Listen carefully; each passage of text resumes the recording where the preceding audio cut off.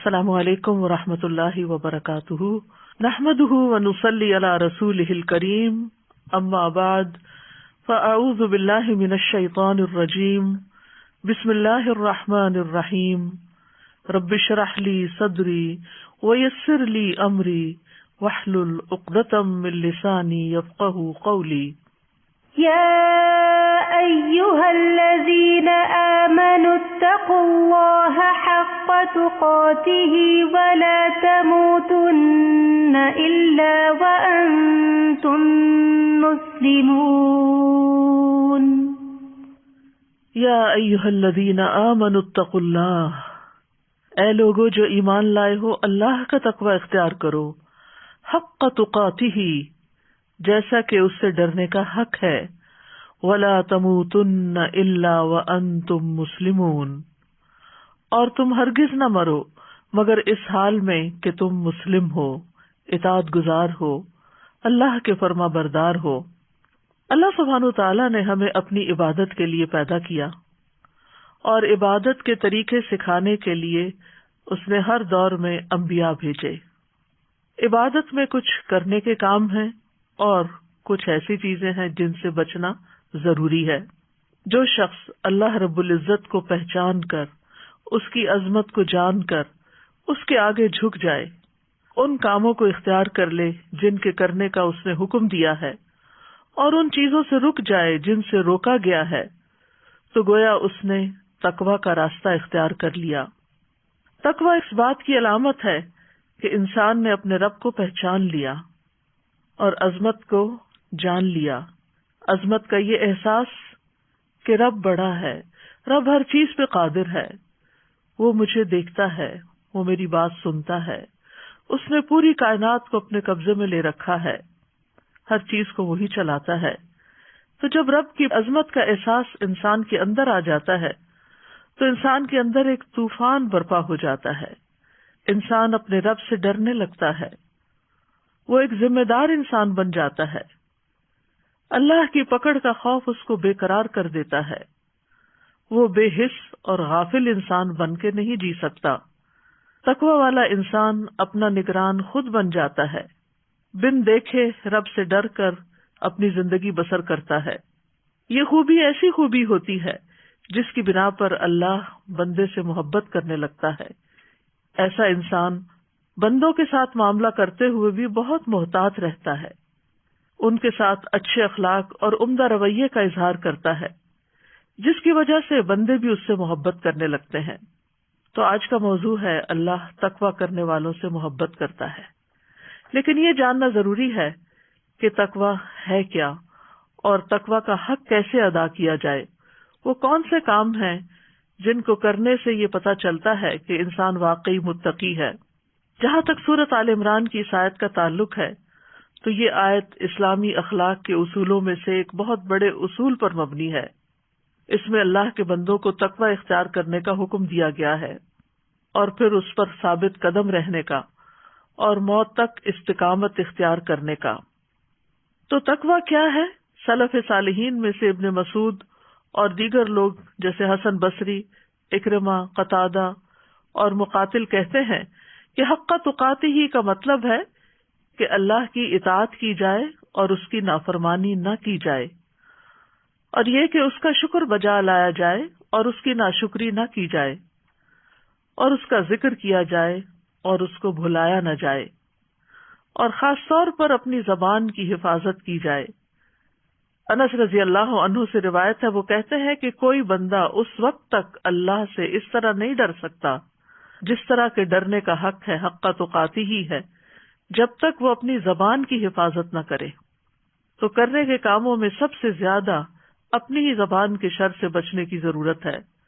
اور وَلَا تَمُوتُنَّ إِلَّا وَأَنْتُمْ مُسْلِمُونَ، اور تمہیں ہرگز موت نہ آئے مگر یہ کہ تم اسلام کی حالت میں ہو، یعنی اپنی صحت اور سلامتی کے زمانے میں اللہ کی اطاعت پر قائم رہو اور تمہارا خاتمہ بھی اسی پر ہو۔ انسان کو یہ تو نہیں پتا کہ وہ کب مرے گا، کیونکہ یہ بات اس کے کنٹرول میں نہیں۔ ہاں، اس کا اپنا حال اس کے کنٹرول میں ہوتا ہے کہ وہ اس میں کیا کرتا ہے۔ تو گویا مرتے دم تک، کیونکہ موت کا پتہ نہیں، تو ساری زندگی ہی اللہ کی اطاعت میں گزاری جائے تاکہ جب انسان مرے تو پھر اللہ کا فرما بردار ہو کر مرے، کیونکہ جس طرح کی انسان کی زندگی ہوگی اسی طرح کی موت ہوگی، اور جس طرح کی موت ہوگی اسی حال پر انسان اٹھایا جائے گا. یعنی جو شخص جیسی زندگی بسر کرتا ہے اسی کے مطابق اس کو موت آتی ہے، اور اسی کے مطابق پھر وہ قبر سے اٹھایا جائے گا. تو اللہ سبحانہ وتعالی ہم سب کو توفیق دے کہ ہم اللہ کی اطاعت میں ہی زندگی بسر کریں اور حقیقی معنوں میں ہمارے اندر تقوی پیدا ہو جائے. تقوی کا لفظ جو ہے یہ عربی زبان کے مادے واو قاف یا سے ہے. اصل میں یہ تھا وقوہ، لیکن پھر یہ تقوی ہوا، جس کا مطلب ہے ایک چیز کو دوسری چیز کے ساتھ ہٹانا اور دور کرنا. تو متقی انسان اپنے آپ کو نیک عمل کے ذریعے نافرمانی اور اس کے نتیجے میں آنے والے عذاب سے بچاتا ہے. عربی میں تقوی کا معنی ہے الصیانہ، الحذر، الحمایہ اور الحفظ. تو صاحب لسان العرب کہتے ہیں کہ تقوی کہتے ہیں خود کو عیبوں سے بچانا اور بچاؤ اور احتیاط اور حفاظت اختیار کرنا. یعنی شریعت میں کمال درجے پر ہر اس چیز سے بچنا جو قیامت کے دن نقصان دے، یعنی اللہ تعالیٰ کے اوامر کو بجا لانا اور نواہی سے اجتناب کرنا. متقین وہ ہوتے ہیں جو گناہوں سے بچتے ہیں اور فرائض ادا کر کے اپنے آپ کو عذاب سے بچاتے ہیں. حضرت علی رضی اللہ عنہ کہتے ہیں کہ تقوی گناہوں پر اصرار کو چھوڑ دینا ہے. یعنی انسان کمزور ہے، انسان سے گناہ ہو جاتے ہیں، لیکن متقی انسان گناہ پر اصرار نہیں کرتا، غلطی ہونے پر وہ فوراً اللہ کی طرف رجوع کرتا ہے. اور فرمایا کہ تقوی کیا ہے؟ الخوف من الجلیل والعمل بالتنزیل والقناعۃ بالقلیل والاستعداد لیوم الرحیل. اللہ عز و جل سے ڈرنا، وحی الہی یعنی قرآن و سنت پر عمل کرنا، تھوڑے پر قناعت کرنا اور موت کی تیاری کرنا، اور یہ کہ تمہارے اور تمہارے رب کے درمیان کوئی بچاؤ ہو، یعنی اللہ کے عذاب سے بچ جاؤ. ان تجعل بینک و بین عذاب اللہ وقایہ. اور پھر یہ کہ تقوی یہ ہے کہ انسان اللہ کی عبادت ایسے کرے جیسے اس کو دیکھ رہا ہے، اور اگر وہ نہیں دیکھتا تو اللہ تو اس کو دیکھتا ہی ہے، اور یہی تعریف احسان کی بھی ہے. ابن قیم رحمۃ اللہ علیہ تقوی کی مختلف شرعی تعریفات بیان کرتے ہوئے کہتے ہیں کہ حقیقت میں شرعی تقوی اللہ کی اطاعت میں کیا جانے والا وہ عمل ہے جو ایمان کی حالت میں اور اجر کی نیت رکھتے ہوئے اللہ کے احکامات پر عمل کرنے اور اس کی منہیات کہتے ہیں جن چیزوں سے منع کیا گیا ہے اس سے بچنے کی صورت میں سر انجام دیا جاتا ہے. بس اللہ نے جو حکم دیا ہے متقی انسان حکم دینے والے پر ایمان لاتے ہوئے اور اس کے وعدے کی تصدیق کرتے ہوئے اس پر عمل کرتا ہے، اور جس چیز سے اللہ نے منع کیا ہے وہ منع کرنے والے پر ایمان لاتے ہوئے یعنی اللہ سبحانہ تعالیٰ پر ایمان لاتے ہوئے اور اس کے عذاب سے ڈرتے ہوئے اس کو چھوڑ دیتا ہے.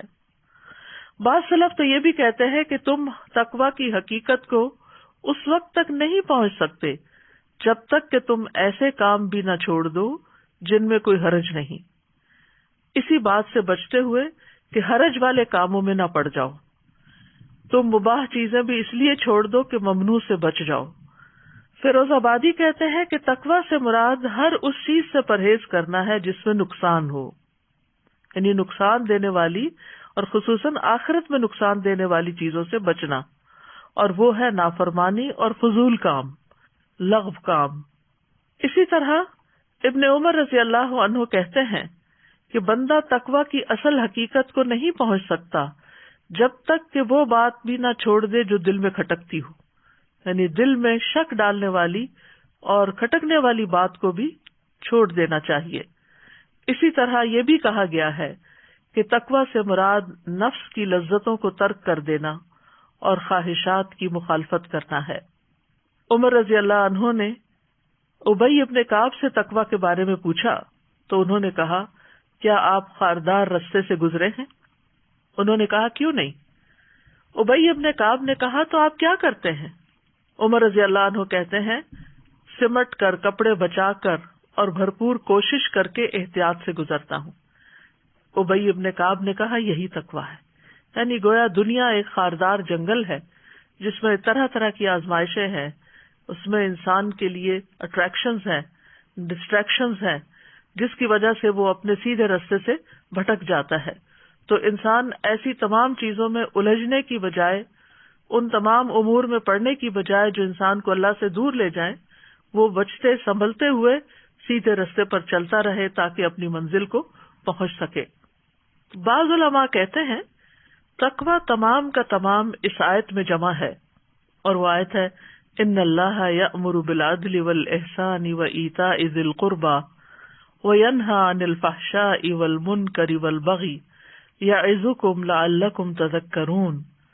بے شک اللہ حکم دیتا ہے عدل کا، احسان کا، رشتہ داروں کو دینے کا، اور روکتا ہے بے حیائی کے کاموں سے، برائیوں سے اور سرکشی سے۔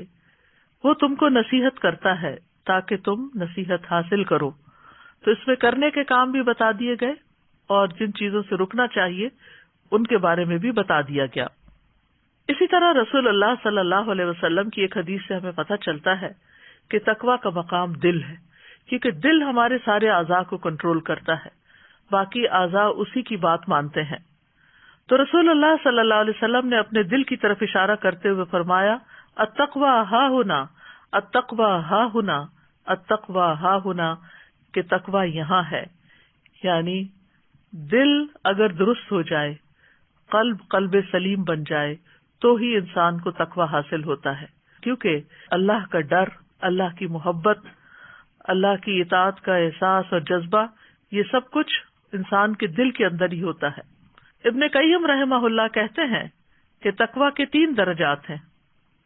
نمبر 1، دل اور اعضاء کو گناہ اور حرام کاموں سے بچانا، پھر مکروہ کاموں سے بچانا، پھر فضول اور بے فائدہ چیزوں سے بچانا، یعنی حرام کاموں سے بچانا، مکروہ کاموں سے بچانا، فضول اور بے فائدہ چیزوں سے بچانا، کیونکہ دل بھی بعض اوقات حرام چیز کا ارتکاب کرتا ہے جیسے بدگمانی وغیرہ۔ اسی طرح دل میں ناپسندیدہ خیالات بھی ہوتے ہیں۔ اسی طرح بعض اوقات انسان بالکل فضول بیکار چیزیں سوچ رہا ہوتا ہے جن کی کوئی حیثیت نہیں ہوتی۔ اس کے برعکس اگر اس کے دل کے اندر اللہ کی محبت ہو، اللہ کی خشیت ہو، ایمان کی رونق ہو، تو پھر انسان اطاعت کے کاموں کی طرف زیادہ بڑھ سکتا ہے۔ قرآن مجید میں تقویٰ کی تعلیمات بالکل ابتدا سے ہی دی گئیں۔ سورۃ البقرہ کے شروع میں ہی اللہ سبحانہ وتعالیٰ فرماتے ہیں کہ ذالک الکتاب لا ریب فیہ ھدی للمتقین، یہ کتاب جس میں کوئی شک نہیں، متقی لوگوں کو ہدایت دیتی ہے۔ اسی طرح بہت ساری آیات تقویٰ کی اہمیت اور فضیلت پر قرآن مجید سے ہمیں ملتی ہیں۔ اللہ عز و جل اولین و آخرین کو تاکیدی حکم دیتے ہوئے فرماتے ہیں وَلَقَدْ وَصَّيْنَا الَّذِينَ أُوتُوا الْكِتَابَ مِنْ قَبْلِكُمْ وَإِيَّاكُمْ أَنِ اتَّقُوا اللَّهَ، بلا شبہ یقیناً ہم نے ان لوگوں کو جنہیں تم سے پہلے کتاب دی گئی اور تمہیں بھی تاکیدی حکم دیا ہے کہ اللہ کا تقوی اختیار کرو۔ یعنی یہ ہمارے لیے مینڈیٹری ہے کہ ہم سب کے دل کے اندر اللہ کا ڈر ہو، اللہ کی محبت ہو، اور اس کے ساتھ ہم اس کی اطاعت کریں اور اس کی نافرمانی سے بچیں۔ پھر اسی طرح تمام لوگوں کو اس بات کا حکم دیا گیا ہے۔ سورۃ الزمر میں اللہ تعالیٰ فرماتے ہیں لَهُم مِّن فَوْقِهِمْ ظُلَلٌ مِّنَ النَّارِ وَمِن تَحْتِهِمْ ظُلَلٌ ذَلِكَ يُخَوِّفُ اللَّهُ بِهِ عِبَادَهُ يَا عِبَادِ فَاتَّقُونِ، ان کے لیے ان کے اوپر سے آگ کے سائبان ہوں گے اور ان کے نیچے سے بھی سائبان ہوں گے۔ یہ ہے وہ چیز جس سے اللہ اپنے بندوں کو ڈراتا ہے، اے میرے بندو بس تم مجھ سے ڈرو، فاتقونی یعنی میرا تقوی اختیار کرو، کیونکہ تقوی بچانے والا ہے، نجات دینے والا ہے۔ تمام انبیاء اپنی اپنی قوموں کو تقوی کا حکم دیتے رہے۔ نوح علیہ السلام نے کہا اذ قال لهم اخوهم نوح الا تتقون، جب ان سے ان کے بھائی نوح علیہ السلام نے کہا کیا تم تقوی اختیار نہیں کرتے؟ سورۃ الشعراء میں متعدد پیغمبروں کی بات کرتے ہوئے اللہ سبحانہ تعالیٰ اسی انداز میں حضرت ہود کے بارے میں فرماتے ہیں، اذ قال لهم اخوهم ہود الا تتقون، ان کے بھائی ہود نے ان سے کہا کیا تم تقوی اختیار نہیں کرتے؟ اذ قال لهم اخوهم صالح الا تتقون، جب ان سے ان کے بھائی صالح نے کہا کیا تم تقوی اختیار نہیں کرتے؟ اذ قال لهم اخوهم لوط الا تتقون، جب ان کے بھائی لوط نے ان سے کہا کیا تم تقوی اختیار نہیں کرو گے؟ اذ قال لهم شعیب الا تتقون، جب ان سے شعیب علیہ السلام نے کہا کیا تم تقوی اختیار نہیں کرتے؟ وابراہیم اذ قال لقومه اعبدوا اللہ واتقوہ ذلکم خیر لکم ان کنتم تعلمون، اور ابراہیم علیہ السلام کو جب اس نے اپنی قوم سے کہا اللہ کی عبادت کرو اور اس کا تقوی اختیار کرو، یہ تمہارے لیے بہتر ہے اگر تم جانتے ہو۔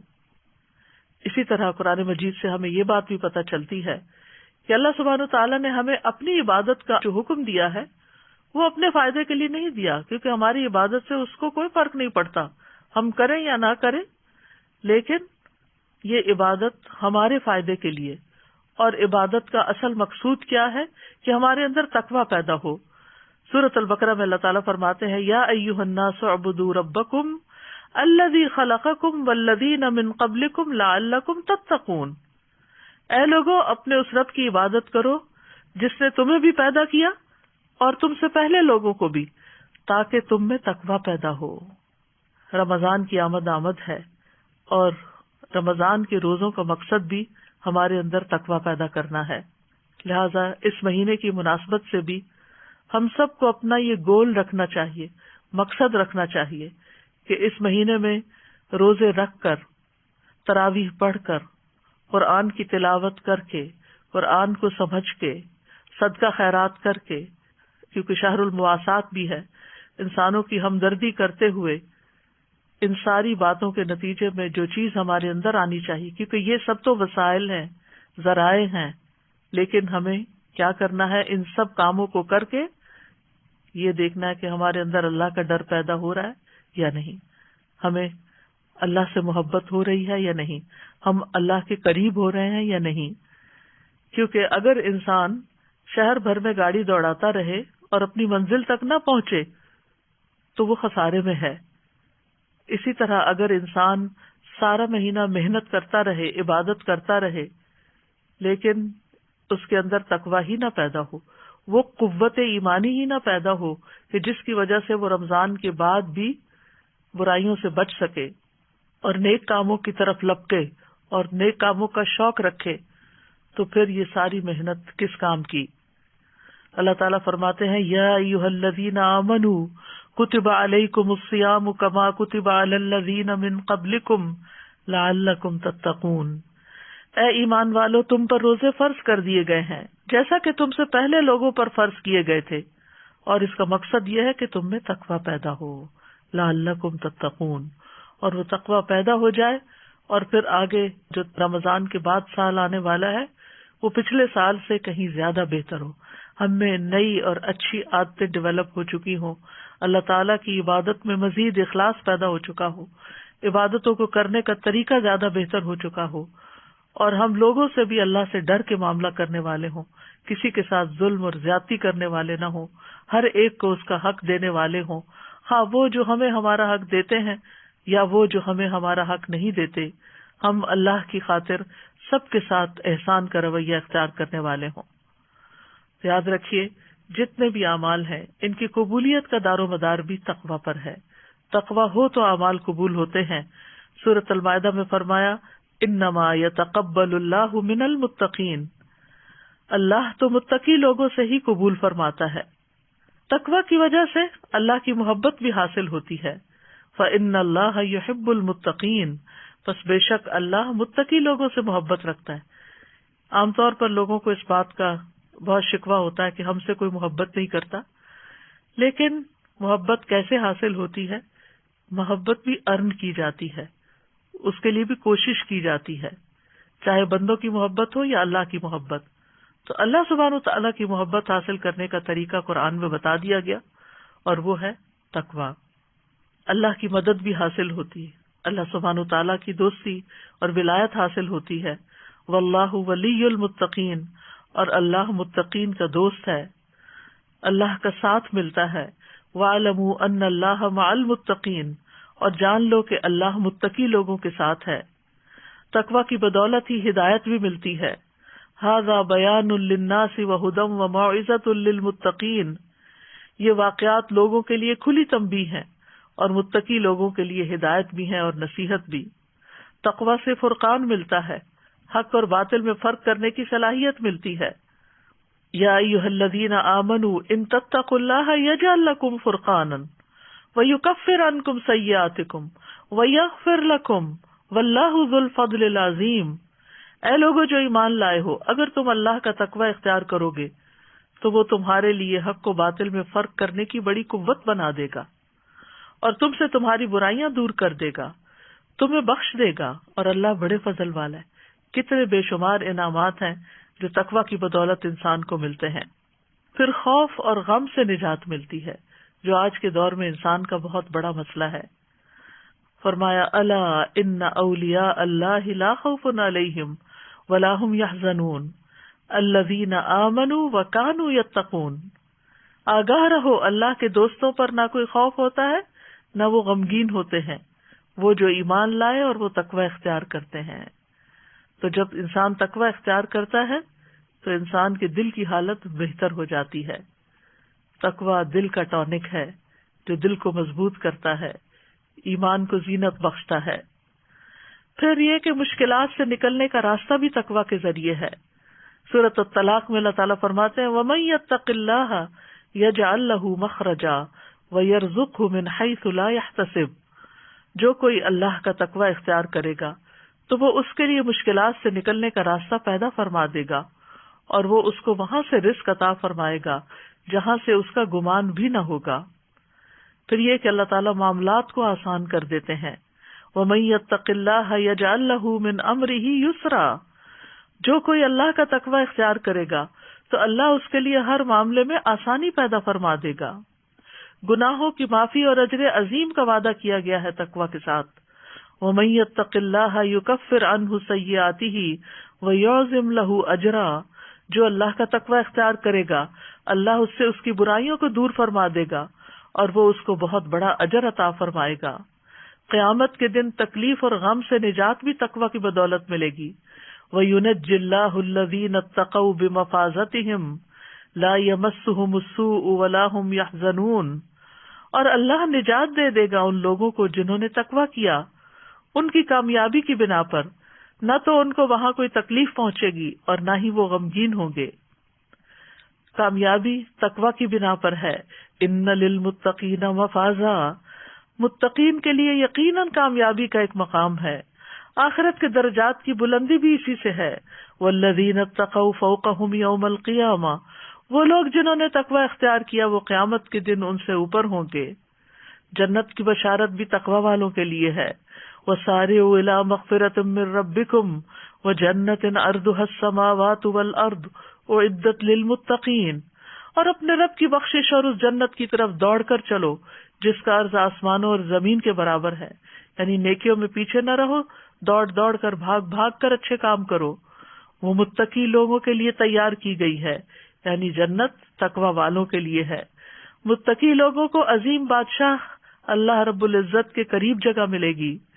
ان المتقین فی جنات ونہر فی مقعد صدق عند ملیک مقتدر، بے شک متقی لوگ باغوں اور نہروں میں ہوں گے، صدق کی مجلس میں، عظیم بادشاہ کے پاس جو بے حد قدرت والا ہے۔ ایسے لوگوں کو اللہ کا دیدار حاصل ہوگا۔ تقوی صرف مسجد میں نہیں، صرف قرآن پڑھتے ہوئے نہیں، صرف روزہ رکھ کے نہیں، تقوی ہر جگہ پر۔ نبی صلی اللہ علیہ وسلم نے نصیحت کرتے ہوئے فرمایا اتق اللہ حیث ما کنت، اللہ کا تقوی اختیار کرو خواہ کہیں بھی ہو، مشرق میں ہو، مغرب میں ہو، گھر میں ہو، بازار میں ہو، کسی کے ساتھ بھی معاملہ کر رہے ہو، ہر جگہ پر ہی تقوی اختیار کرو، ہر رشتے میں، ہر تعلق میں تقوی، چاہے اللہ سے تعلق ہو یا بندوں سے تعلق ہو، خفیہ طور پر بھی اور ظاہری طور پر بھی۔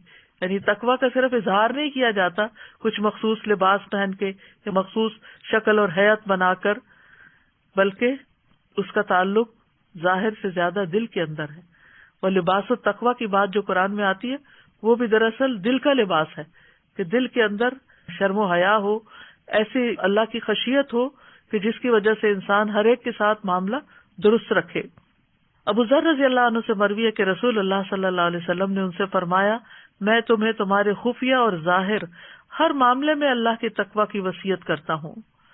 اور پھر یہ ہے کہ استطاعت کے مطابق تقوی اختیار کرنا چاہیے. نبی صلی اللہ علیہ وسلم نے معاذ رضی اللہ عنہ کو یمن کی طرف بھیجا تو انہوں نے کہا، اللہ کے رسول مجھے کوئی وصیت فرمائیں. آپ نے فرمایا، حسب استطاعت اللہ کا تقوی اختیار کرو. یعنی اس کا یہ مطلب نہیں کر سکتے تو کرو اور نہیں تو نہیں. سورۃ آل عمران کی اس آیت نے حق تقاتی ہی کی بات کر کے کہ اس کا حق ادا کرو، کیونکہ تقوی ہر نیکی کی بنیاد ہے، ہر نیکی کی جڑ ہے، ہر خیر کو جمع کرنے کا ذریعہ ہے، اور تقوی ہمارے اعمال کو خوبصورت بنا دیتا ہے. ابو ذر کہتے ہیں، میں نے عرض کیا، یا رسول اللہ مجھے کوئی نصیحت فرمائیے. آپ نے فرمایا، میں تمہیں اللہ کے تقوی کی نصیحت کرتا ہوں، کیونکہ تقوی تمہارے تمام معاملات کو خوبصورت بنانے والا ہے. اللہ کے ہاں عزت بھی تقوی والوں کی ہے. ان اکرمکم عند اللہ اتقاکم. آپ سے پوچھا گیا سب سے زیادہ معزز کون ہے، تو آپ نے فرمایا وہ جو سب سے زیادہ متقی ہو، وہ سب سے زیادہ عزت والا ہے. کہ ان اکرمکم عند اللہ اتقاکم. امام شافعی کہتے ہیں جس کو تقوی معزز نہ بنائے اس کے لیے کوئی عزت نہیں. یعنی جو تقوی اختیار کر کے باعزت نہیں بنا وہ باعزت نہیں ہے.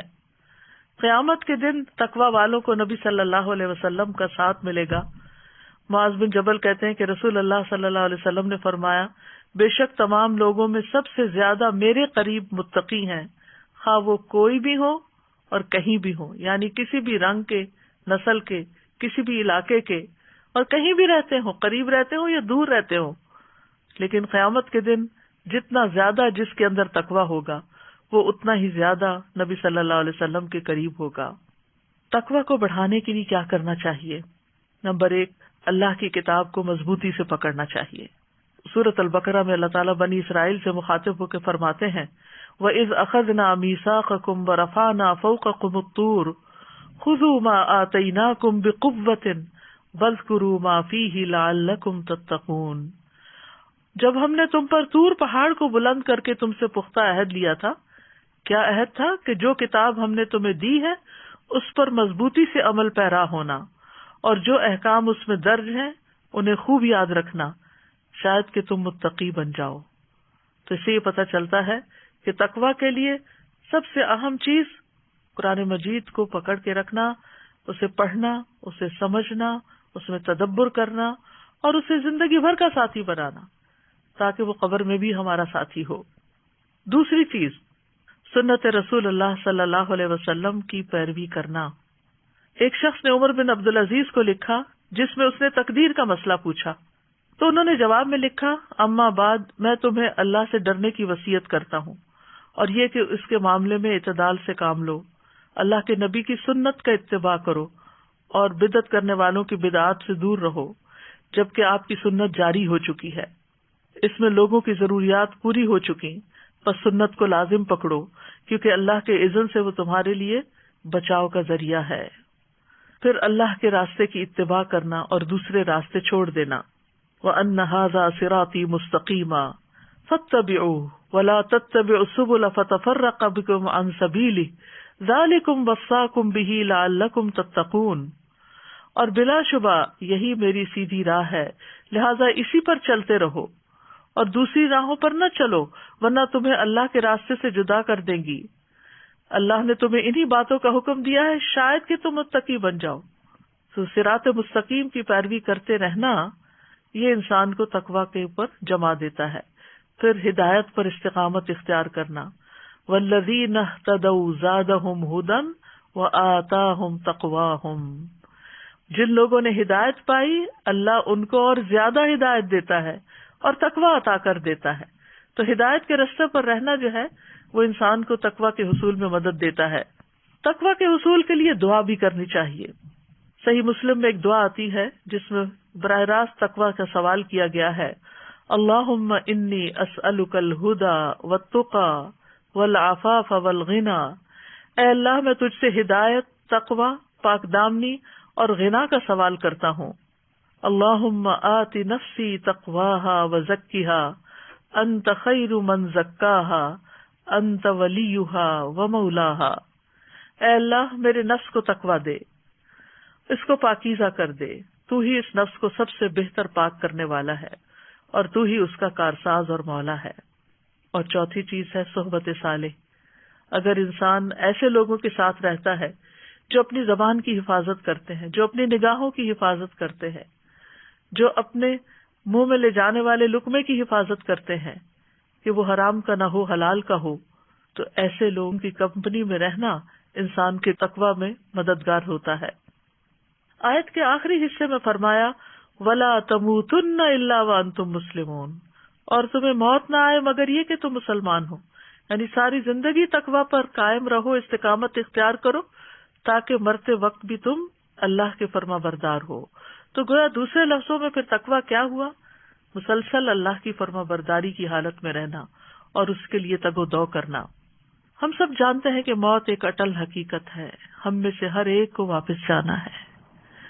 کل نفس ذائقۃ الموت، ہر شخص کو موت کا مزہ چکھنا ہے، لہذا اس کی تیاری بہت ضروری ہے۔ دنیا میں اگر ایک چھوٹا سا سفر بھی درپیش ہو تو گھنٹوں پہلے اور بعض اوقات دنوں اور ہفتوں اور مہینوں پہلے تیاری شروع کر دیتے ہیں، لیکن موت کے لیے ہم کیا تیاری کر رہے ہیں؟ ہم سب کو سوچنا چاہیے کہ آگے کے لیے کیا سامان جمع کیا ہے، کیونکہ جب ہم اللہ کی طرف لوٹ کر جائیں گے تو وہاں یا جنت ہے یا جہنم ہے، اور وہ ایسی جگہ ہے جہاں سے آگے کوئی جگہ نہیں، وہاں سے کوئی واپسی بھی نہیں اور اس کے بعد کہیں اور بھی نہیں جانا۔ وہ ایسی ہمیشگی ہے جس میں موت نہیں آئے گی، وہاں ایسے جسم ہوں گے جو مریں گے نہیں، لہذا اس وقت کے لیے تیاری کرنی چاہیے، اور اس کے لیے اپنی منزل کا تعین ہونا بہت ضروری ہے زندگی میں، اور اس کے لیے تیاری بھی کرنی چاہیے۔ موت کے لیے تیاری کرنے والا دراصل عقل مند انسان ہے۔ تو یاد رکھیے یہ زندگی بڑی قیمتی ہے، آج عمل کا وقت ہے اور کل حساب ہوگا، اور عمل کا وقت نہیں رہے گا، لہذا عمل کے وقت میں ہمیں عمل کرتے رہنے کی ضرورت ہے، اور انسان کے لیے حسن خاتمہ بہت ضروری ہے۔ یہاں بنیادی طور پر جس چیز کی بات کی گئی ہے وہ وَلَا تَمُوتُنَّ إِلَّا وَأَنْتُمْ مُسْلِمُونَ، تمہیں موت نہ آئے مگر یہ کہ تم مسلمان ہو، تمہارا انجام اچھا ہو، تمہارا اختتام اچھا ہو۔ انبیاء علیہم السلام اپنی اولاد کو اسلام کی حالت میں فوت ہونے کی وصیت کرتے رہے۔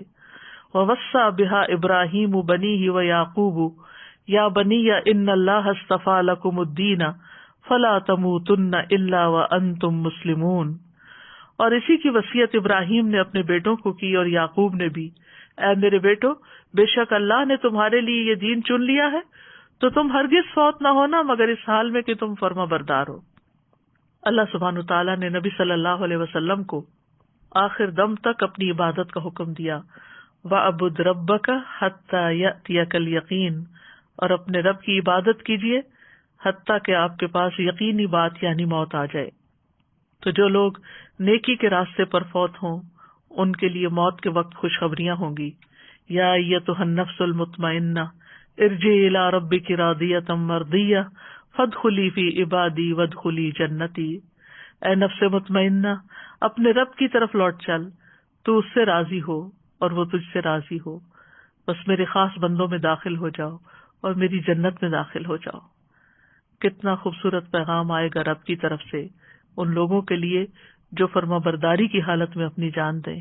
اللہ ہم سب کا انجام بھی اچھا ہو، لیکن اس کے لیے توحید پر زندگی بھر قائم رہنا، شرک سے بچنا، ریاکاری سے بچنا بہت ضروری ہے، اور وفات کے وقت ہمارا آخری کلام لا الہ الا اللہ ہو، اور اس کے لیے دعا بھی کرنی چاہیے۔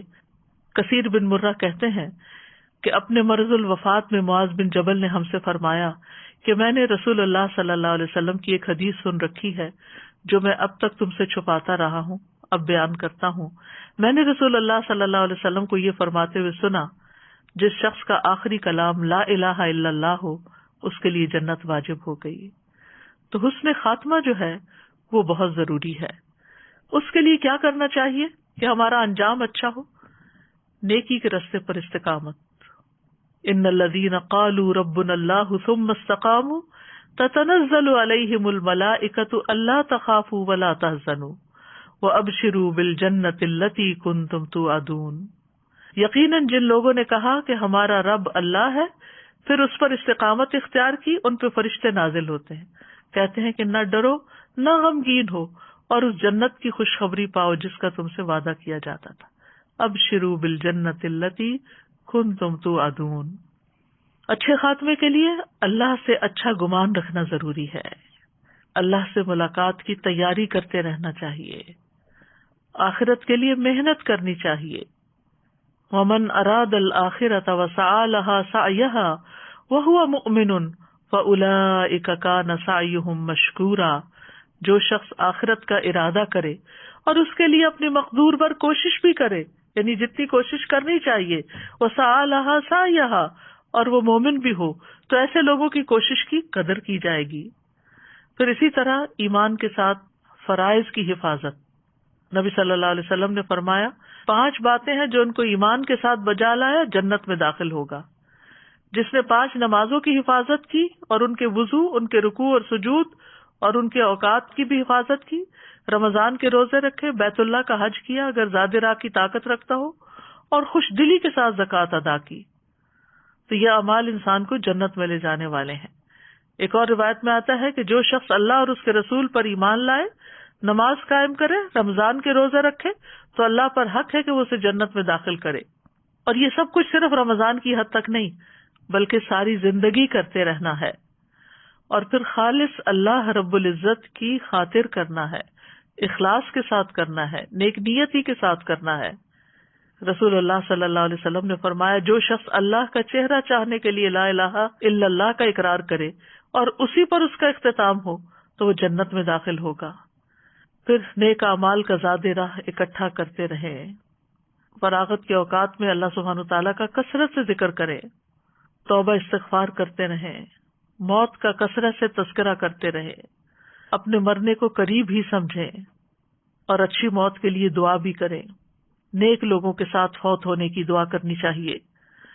سورۃ آل عمران میں آتا ہے ربنا اننا سمعنا منادیا ینادی للایمان ان آمنوا بربکم فآمنا ربنا فاغفر لنا ذنوبنا وکفر عنا سیئاتنا وتوفنا مع الابرار. اے ہمارے رب، بے شک ہم نے ایک آواز دینے والے کو سنا جو ایمان کے لیے آواز دے رہا تھا کہ اپنے رب پر ایمان لے آؤ، تو ہم ایمان لے آئے. اے ہمارے رب، بس ہمارے گناہ بخش دے اور ہم سے ہماری برائیاں دور کر دے اور ہمیں نیکیوں کے ساتھ فوت کر. پھر اسلام کی حالت میں فوت ہونے کی دعا کرنی چاہیے. ربنا افرغ علینا صبرا وتوفنا مسلمین. اے ہمارے رب، ہم پر صبر انڈیل دے اور ہمیں اس حال میں فوت کر کے ہم فرما بردار ہوں. یوسف علیہ السلام کی دعا ہے انت ولی فی الدنیا والآخرہ توفنی مسلما والحقنی بالصالحین. دنیا اور آخرت میں تو ہی میرا مددگار ہے، مجھے مسلم ہونے کی حالت میں فوت کر اور مجھے نیک لوگوں کے ساتھ ملا دے. اللہ سے اسلام کی حالت میں زندہ رہنے اور اسلام کی حالت میں فوت ہونے کی دعا کرنی چاہیے.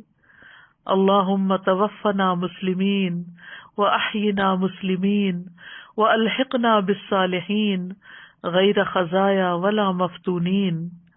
اے اللہ، ہمیں حالت اسلام میں موت عطا فرما، حالت اسلام میں زندہ رکھ اور نیک لوگوں میں شامل فرما کہ ہم نہ رسوا ہوں اور نہ ہی کسی فتنے کا شکار ہوں. تو پھر کرنے کے کام کیا ہیں؟ ہمیں تقوی اور اسلام کے ساتھ زندگی بسر کرنی ہے. تقوی دل کے حال کا نام ہے اور اسلام ظاہر کا نام ہے، یعنی اپنے ظاہر اور باطن کو خوبصورت بنانا ہے. اور پھر اللہ سبحانہ وتعالیٰ کی خاطر زندگی بسر کرنی ہے، اپنے فرائض ادا کرنے ہیں، کسی نیکی کو حقیر نہیں سمجھنا چاہے وہ کتنی ہی چھوٹی کیوں نہ ہو. نبی صلی اللہ علیہ وسلم نے فرمایا اللہ عز و جل سے ڈرو اور کسی نیکی کو حقیر مت سمجھو، اگرچہ وہ نیکی اپنے ڈول سے کسی پانی مانگنے والے کے برتن میں پانی ٹپکانا ہی کیوں نہ ہو. پھر اللہ سے ڈرتے ہوئے گناہ چھوڑنے ہیں. رمضان بہترین موقع ہے کہ جس میں ہم گناہوں کو چھوڑ دیں، نمازوں کی پابندی کریں اور بہت سارے نیکی کے کام کریں، قرآن پڑھیں، دعائیں مانگیں، کیونکہ روزہ دار کی دعا قبول ہوتی ہے، تراویح کا اہتمام کریں۔ اس سال کرونا وائرس کی وجہ سے لوگ مسجدوں میں اگر نہیں جا سکتے، احتیاط کے تقاضے کے تحت اگر اجتماعی عبادت نہیں ہو سکتی، ہر کوئی اپنے اپنے گھر پر ہے، تو خاص طور پر تراویح کے وقت آپ مصحف کھول کر، چاہے آپ اپنے موبائل فون سے کھولیں یا آپ قرآن مجید سے کھولیں، دیکھ کر تراویح پڑھ سکتے ہیں۔ اور اگر گھر میں زیادہ لوگ ہیں تو ایک شخص دیکھ کر تراویح لیڈ بھی کر سکتا ہے، یعنی مصحف سے دیکھ کر بھی پڑھا سکتے ہیں۔ حضرت عائشہ رضی اللہ تعالیٰ عنہ کے غلام تھے ذکوان، وہ مصحف سے دیکھ کر نماز لیڈ کرتے تھے۔ پھر اسی طرح ہم اپنی زندگیوں کا محاسبہ کریں، جائزہ لیں کہ ہمارے اندر کون کون سے حرام کام ہیں، تو اللہ کے ڈر سے ان کو چھوڑ دیں، اپنی خواہشات قابو میں رکھیں۔ روزہ تو ہمیں سیلف کنٹرول سکھاتا ہے، جن چیزوں کے لیے ٹیمپٹیشن ہوتی ہے ان کو انسان روزے میں چھوڑ دیتا ہے، چاہے کتنی ہی پسند کی چیز کیوں نہ ہو۔ تو اسی طرح بری خواہشات پر بھی قابو رکھیں، اپنی نظروں کی حفاظت کریں۔ نظروں کی حفاظت میں صرف ظاہری طور پر نہیں، بلکہ موبائلز کے اوپر بھی، فونز کے اوپر بھی تصویریں دیکھنا، عورتوں کے لیے مردوں کی یا مردوں کے لیے عورتوں کی، یا پونز یعنی ننگی تصویریں دیکھنا، یہ سب کچھ حرام میں آتا ہے، اس سے انسان کو بچنا چاہیے۔ پھر اپنی زبان کی حفاظت کریں، اپنے باطن کی حفاظت، اپنے خیالات کی حفاظت۔ ابن تیمیہ رحمۃ اللہ علیہ کہتے ہیں کہ جب آپ باطنی چیزوں کو اچھا کر لیں گے تو اللہ ظاہری چیزوں کو بھی اچھا کر دے گا، یعنی اندر سے اٹھے گا، اندر کو اچھا کرنے کی فکر کریں تو ظاہر خود بخود ٹھیک ہو جائے گا۔ لباس کے معاملے میں اللہ کا تقوی اختیار کریں، لوگوں سے بے نیاز رہیں، مخفی رہیں، لوگوں سے بہت زیادہ ایکسپیکٹیشن نہیں رکھیں، خاموشی سے کام کریں، چھپ چھپ کر نیکیاں کریں، اپنے ساتھ اپنے گھر والوں کو بھی تقوی کی نصیحت کریں۔ قوا انفسکم و اہلیکم کی تفسیر میں مجاہد کہتے ہیں تم اپنے آپ کو اور اپنے گھر والوں کو اللہ کا تقوی اختیار کرنے کی نصیحت کرو اور انہیں ادب سکھاؤ۔ پھر خادموں کے ساتھ نرم سلوک کریں، جانوروں کے ساتھ اچھا برتاؤ کریں، کیونکہ ان کے بھی ہم پر حقوق ہیں۔ نبی صلی اللہ علیہ وسلم نے فرمایا تھا ان بے زبان جانوروں کے معاملے میں اللہ کا تقوی اختیار کرو۔ تقوی کی خاطر صلہ رحمی کریں، رشتہ داروں کو میسج بھی بھیجیں، لیکن ایک بات سے پرہیز کریں کہ ہر شخص اٹھتا ہے اور ایک میسج رمضان مبارک کا سب کو گروپس میں ادھر ادھر پوسٹ کرنا شروع کر دیتا ہے، جس سے میسیجز کی تعداد بہت زیادہ بڑھ جاتی ہے۔ تو اس طرح کے کاموں سے بھی ذرا پرہیز کریں تاکہ دوسروں کا وقت ضائع نہ ہو، اور زیادہ سے زیادہ وقت یعنی رمضان کے انتہائی قیمتی وقت کو اللہ تعالیٰ کے ذکر اذکار میں گزاریں اور نیکیوں میں اور عبادت کے کاموں میں گزاریں، نہ کہ سارا وقت موبائل پہ میسیجز ہی چیک کر کے جواب دیتے رہیں۔ پھر یہ کہ لوگوں سے درگزر کریں، وَأَن تَعْفُوا أَقْرَبُ لِلتَّقْوَىٰ، معاف کرنا تقوی کے سب سے زیادہ قریب ہے۔ اپنے شر سے لوگوں کو بچائیں، تقوی والوں سے دلی تعلق رکھیں کیونکہ قیامت کے دن وہی آپ کے دوست ہوں گے۔ الأخلاء يومئذ بعضهم لبعض عدو إلا المتقين، اس دن متقین کے علاوہ سب دوست ایک دوسرے کے دشمن ہو جائیں گے، لہذا تقوی والوں سے محبت کریں اور ان کی کمپنی میں رہیں۔ نبی صلی اللہ علیہ وسلم نے فرمایا مومن آدمی کے علاوہ کسی کی صحبت اختیار نہ کرو اور تمہارا کھانا سوائے متقی کے کوئی نہ کھائے۔ اگر کوئی تقوی کی نصیحت کرے تو اس کو قبول بھی کریں۔ عبداللہ بن مسعود کہتے ہیں کہ رسول اللہ صلی اللہ علیہ وسلم نے فرمایا اللہ کو سب سے زیادہ ناپسندیدہ بات یہ لگتی ہے کہ ایک آدمی دوسرے سے کہے اتق اللہ، اللہ سے ڈر جا، اور وہ آگے سے جواب دے علیک بنفسک، تم اپنی فکر کرو۔ حضرت عمر کے بارے میں آتا ہے کہ انہیں کسی نے کہا تھا اتق اللہ تو انہوں نے اپنا گال زمین پر رکھ دیا تھا، یہاں واقعی مجھے ڈرنے کی ضرورت ہے اللہ سے، اور عاجزی اختیار کی تھی۔ تو اللہ سبحانہ و تعالیٰ سے دعا ہے کہ اللہ تعالیٰ تقوی کے اس مہینے میں، قرآن کے اس مہینے میں، روزوں کے اس مہینے میں ہمارے اندر واقعی وہ تقوی پیدا کر دے کہ جو ہماری نجات کا ذریعہ بن جائے اور ہمیں اللہ کا قرب حاصل ہو۔ وآخر دعوانا ان الحمد للہ رب العالمین۔ سبحانک اللہم وبحمدک، اشہد ان لا الہ الا انت، استغفرک واتوب الیک۔ السلام علیکم ورحمۃ اللہ وبرکاتہ۔